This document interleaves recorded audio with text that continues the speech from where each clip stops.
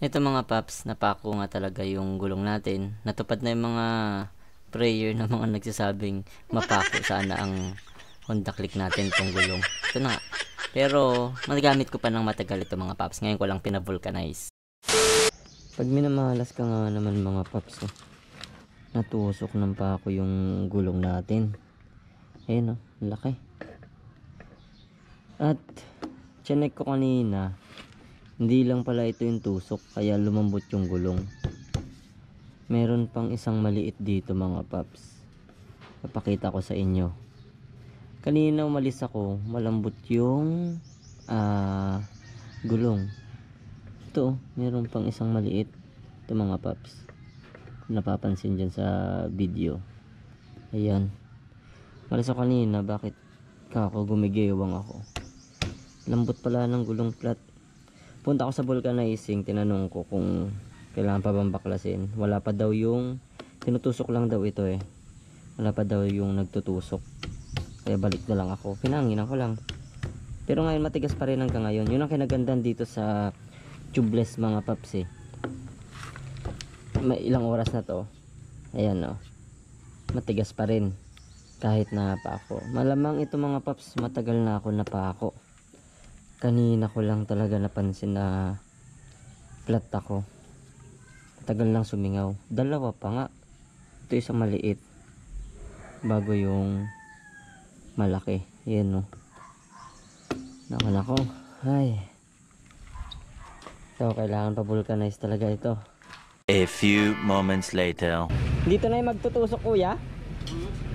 Magtutusok sa... Wala pa siya? Subukan natin sa kabila mga paps. Nagtutusok sila doon.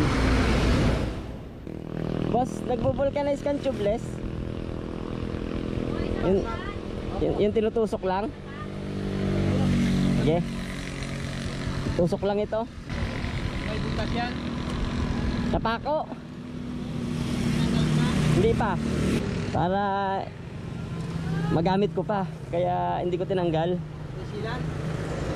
Wala. Hindi na ako naglagay Yabante natin. Atras ko na lang pala.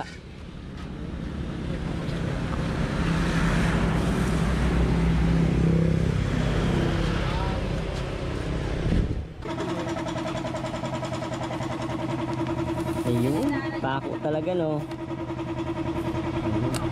Alambre. Dalawa yan boss Meron pang isang maliit na pako dito sa baba Saan yun? Wala.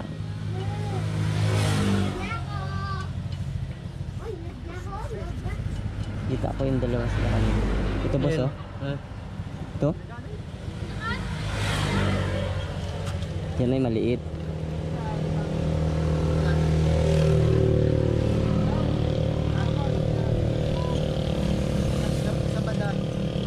Wala? Ano lang siya? Piraso lang siya.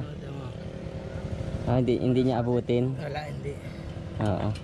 Pero kung humaba pa doon, hindi niya inabot. Ito lang pala talaga yung nagpapasingaw. saksakin na natin yung humaba pa. Oo. Wow. Ay, kahabaan. Puno na pa ako. Oo. Grabe.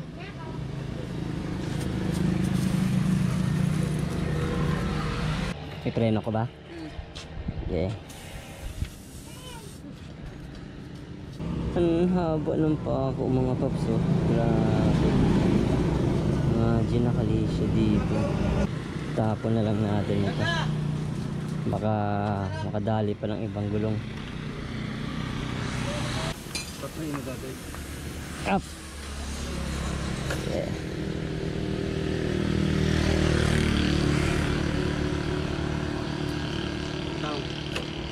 Ayun adjust ko na rin yung preno.